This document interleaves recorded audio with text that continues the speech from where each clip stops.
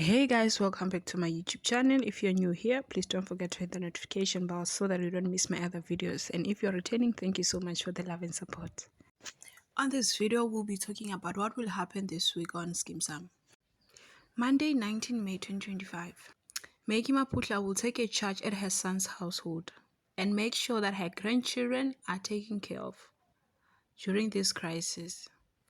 Thabo Maputla breaks down in front of Kwaito at work. Tuesday, 20 May 2025. Jacobeth faced challenges in keeping her latest guest's identity a secret. After everything that Pax did to people, now he wants to make amends with them, but not everyone is willing to forgive him. Wednesday, 21 May 2025. Maputlas and Mahongas met, but the tension between them ran high. Evelyn's well-meaning action backfire, leading to conflict with the Homos. Thursday, 22 May 2025. Tibos dropped a bombshell during the family meeting. DJ Thomas is willing to throw Mapiti under the bus to save his career.